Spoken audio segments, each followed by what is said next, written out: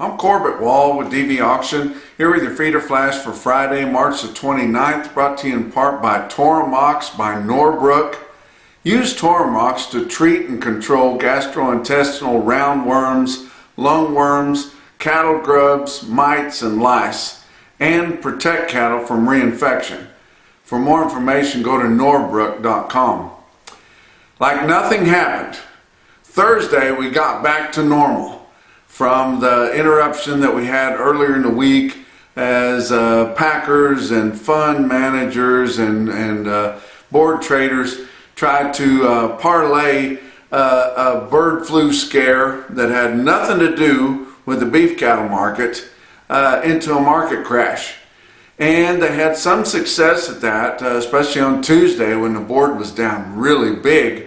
But we made some recovery on the board, and your cash market fat cattle almost recovered everything. They did end up a little bit lower, but they recovered a lot more than what was being bid during the scare there. Your feeder markets were hot on Thursday. And they were some lower, but recovering some from what was lost earlier in the week. But for the most part, we kind of got back to normal, just like nothing had happened. Down in Florida at Elite Livestock Sales, special video sale they had there on DVAuction, they had a barn burner there. Daryl Stokes told me, the market was just unbelievably good, and buyers were aggressive. The cattle sold really well. They had about 35 loads of cattle from the southeast, backgrounded cattle that are ready to go to feed. An individual quote there from Chad and Candace McElvey from West Point, Alabama. They had a load of home-raised black and black baldy yearling steers there, and they weighed 850 pounds for early April delivery, bring $243.20, and you can easily tack about $10 extra on there, maybe $12 extra for freight to get them to a major feedlot area. But it is the last feeder flash of the month, so we're here for your Punchy Pick of the Month contest. Well, we start out with the Kids Corral. We get a lot of Punchy Picks sent in that are mostly kids. They don't really fit with our Punchy Picks, but we want to give them credit. We want to recognize the best of them. And of the Kids Corral, the third place comes in from Mark Hall, and this is his granddaughters. He's got two of them, Ellie Jo and Ruth, from the Bailey Ranch in Bone Steel, South Dakota. Their dad, Matt, is the manager there. And Ellie Jo was checking over the heifers there last spring, and Ruth was helping her dad sort there. But I thought that was a pretty cute Kids Corral Punchy Pick there. Second place on the Kids Corral is Tyler Pieper, and he's from Farnham, Nebraska. And Chandry Pieper is 6 years old, loves working on the ranch there, and he's all about reproduction. He works with the calves that are being born. He's all into palpating, pulling calves, whatever needs to be done there. And I thought Chandry put off a pretty good pick there for the Kids Corral on the Punchy Picks. The top Kids Corral Punchy Pick was from Brian Durr, and that's from Madison, Virginia. And look at this sweet baby. We didn't get much more information on there, but that sweet baby laying there with that baby calf, if that doesn't touch you, you need to check your pulse, guys. But how about your Punchy Picks? Punchy Picks contest of the month. We only give out the big grand prize, but we like to recognize the top three. Third place in the Punchy Picks is Kyle Bramwell, and he's got a sick calf there. He's got no horse and no help. And I think most of us that have been backgrounding calves have been in this situation before. But he's got that calf behind the gate and got the rope tied up. Not sure how good of a loop that lariat rope is going to make after he takes it off there from tying that calf up. But that's one way to get him hemmed up there where we can give him a shot. Second place goes to Rodney Shaw, and this kind of goes after my heart there. He was able to capture a pick at Fredonia Livestock Auction in Fredonia, Kansas. This is my friend Brad Hahn, and he was probably giving some kind of a political speech in the middle of the ring there, and then one of them got after him, and he was taking a hook in there in the corner of his ring there at Fredonia Livestock in Fredonia, Kansas. But the top prize, the Punchy pick of the month, goes to Ed Orlean, and that's in Basin Cattle Company at Lottie, Louisiana. That is South Louisiana, guys. And he says, spring in South Louisiana, the gators are on the move, and this particular steer calf was awful excited about that little gator there, and he couldn't get enough of him. And I thought that was one of the coolest Punchy picks that we've ever got. And congratulations to Ed, and he is going to get to enjoy all the cool stuff from Beaver Feed Company, Beaver, Oklahoma, Beaver County Stockyards in Beaver, Oklahoma. Going to get some more swag from Farapiece, plus the whole case of Farapiece product, that revolutionary product that is scientifically proven. He's going to get to use that on his cattle there, and congratulations to Ed. Now, let's talk about your board on Thursday. April live cattle futures were up $1.40 at 185 smooth, and it's almost, when I see that smooth on the closing contract there, I think that's something that they kind of had pegged out there. They come up to 85. They come up from $1 to about $5 short of the cash market, but it's an April contract, so they got time. June live cattle up 157 at 180 and a quarter, and your back months on live cattle were up 140 to up 157. March feeder cattle were down 30 cents. Of course, they're trying to get right in there in line with your CME cash feeder cattle index, and they come up about $1 short so far, but they got a day or so here to catch up at 247.75. April feeder cattle was up a quarter cent, or a quarter of a dollar, I guess, at 247.12. Your back months were all up. Your way back months were up big, but they were up from 42 cents to up as much as 135, and that was the farthest out traded month. March corn was up 15 1/4 cent at 442, or that was May, excuse me. May beans down a penny at 11.91 and a half, and May Kansas City hard red winter wheat was up 7 cents at 5.85 and a quarter. Fat cattle trade was active on Thursday, and your packers tried. I mean, you got to give them credit. They've tried here every week or so here during this rally. They try to bring up some kind of a black swan or anything to kill the market, but they're just not able to do it because the fundamentals are so strong. We can't be this tight on all classes of cattle, especially market-ready fat cattle, and the market not be higher. And it wasn't higher this week, but it was only down $1 to $2 in the northern plains, $2 in the southern plains. Northern plains are trading at a premium. They've got the tightest supplies of cattle, and they've got the best quality cattle there. And the dress sales in northern plains are $2 to $3 lower.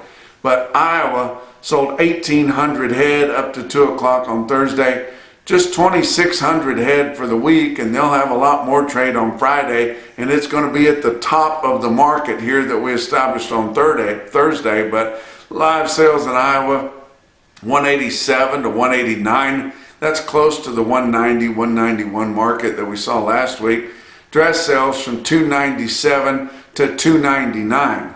Nebraska, 2,800 head early on Thursday. 3,500 head for the week, and like I said, there's a lot more work to be done, guys. They have to buy more than that in the negotiated market to fill their needs.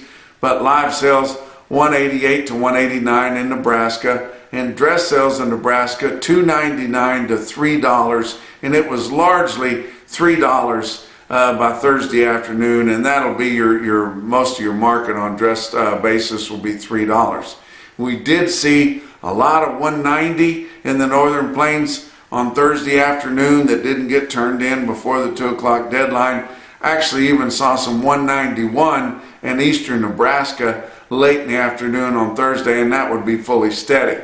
Now in the southern plains, Kansas sold 1,000 head early on Thursday, just 4,800 head for the week, and they've got more business to do. But the market was pretty much only 185 early on Thursday in Kansas. They probably got some 186 later in the day on Thursday, but that would have been $3 lower at the 185. Texas sold 4,700 early on Thursday, 5,300 for the week, and that may be all they do. That's about all they've been doing here lately. But live sales in Texas on Thursday from 184 to mostly 186, and that's just $2 lower. And like I said, I think Kansas got some 186 and probably quite a bit of it there later in the day on Thursday. But we recovered a lot from what looked like a crash on Tuesday. From that black swan they was talking about on the bird flu and the handful of older dairy cows there in the southern plains. Box beef cutout values were mixed. Choice cuts on Thursday afternoon down 22 cents at 308.36. Selects up 274 with a narrow choice select spread there at 301.17. Your slaughter come in for the first 4 days of the week, 483,000. That's 8,000 than that slow change speed last week, and still 18,000 less than the same week a year ago.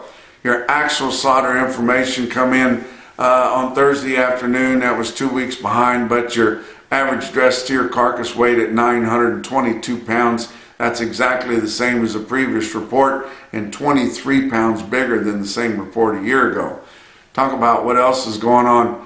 Livestock Risk Services. That's Dakota Moss there. He's still in the exchange building there at the Oklahoma National Stockyards in Oklahoma City. He's over officing with National Livestock Credit Corporation there, working closely with them. But he's got a lot of agents that work through him there at Livestock Risk Services. Get a hold of them. Get a hold of one of them. I know you've got questions about LRPs. It doesn't cost a thing to call one of these agents and see what it's all about, see what it's going to cost you, see what you can lock your cattle in, especially if you got cattle to turn out this summer, and rest easy this summer, knowing you're going to make a handsome profit on those cattle. But get a hold of them. Check them out at livestoccriskservices.com. Let's talk about your feeder cattle market. Your real-time index on DVAuction based on your 800-pound cash auction steer up through your middle 12 states. Late in the day on Thursday, closed at 245.91. That was down 131. So your real-time index through the week there, always up to date and current, lost about $7.5 through the week there with them trying to wreck the market. But Thursday was hot, and we saw some markets there on Thursday that were just as good as we've seen all through this rally. Your latest CME cash feeder cattle index was 248.99, and that will be falling here and catching right back up with your real-time index as it goes forward. Talk about your big sales on Thursday. How about Farmers and Ranchers Livestock in Salina, Kansas? 2,700 head for them. The feeder steers weighing over 7 were steady to $6 lower, and that goes right along with the earlier sales this week, and a lot of them were $5 to $10 lower. Your middleweight steers, though, at Salina were $5 to $10 higher than last week. They're still trying to finish up their orders on grazing type cattle to turn out on the big grazing areas this summer, and guys were kind of scrambling to fill those orders there, and ended up with the market $5 to $10 higher. But all weights and classes of heifers were called $5 to $10 lower by Federal State Market News. How about winter livestock in Pratt, Kansas, just straight south of there? 2,100 head for them. They called the steers $4 to $7 lower, and the heifers not well tested. But your bigger feeder cattle, they had some loads of 8-weight steers that were really attractive there, and guys went right after them, and they were steady to $4 higher than last week, and one did make our top quote for the day, and we'll give you that at the end of the report. But your NationalBeefWire stick-out sale of the day was in Mitchell, South Dakota, at Mitchell Livestock Marketing. Lighter run for them, 2,200, but we about sold all the cattle, guys. We're running down here about at the short rows here of selling the cattle here this early spring. But I want to talk about Mitchell because they had some real stick-out consignments there, and they were good guys. One of them's from Sunny Farms, And if you don't know Sunny Farms, check out their podcast. I mean, they do a really good job there educating people on farming and running cattle there from Sunny Farms. But they sold some heifers, and Mitchell's sale was mostly a heifer sale. But they sold some fancy heifers there at Sunny Farms. 76 head, weighed 758, and these are heifers, guys. Bring 253.60. Wow. How about another big long consignment come in from the Brown family there? They had 3 loads of heifers. Fancy heifers there, 3 loads, and these did not go for replacement. These are feeder heifers, guys.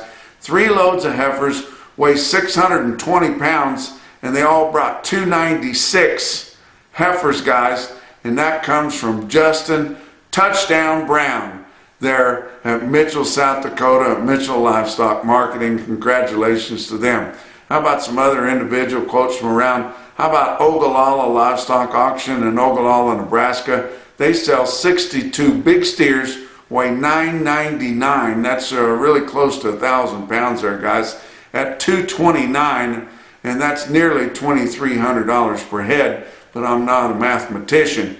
They had a good sale in Kelowna, Iowa at the Kelowna sale barn there. They sold fats in smaller groups as high as $199 and had a stick-out bull there that weighed a ton, bring 190.50 in Kelowna, Iowa. Big time sale for them. How about Bluegrass Stockyard South in Stanford, Kentucky? They always have good yearling sales there. Sell 66 feeder steers, weighed 802 at $248, way out there in Kentucky. But the most impressive quote that I saw anywhere on Thursday, your Macrocin, no BS, top quote for the day, come out of Winter Livestock in Pratt, Kansas. It was 55 feeder steers, weighed 853, and bring 258.75. And that's your feeder flash for Friday.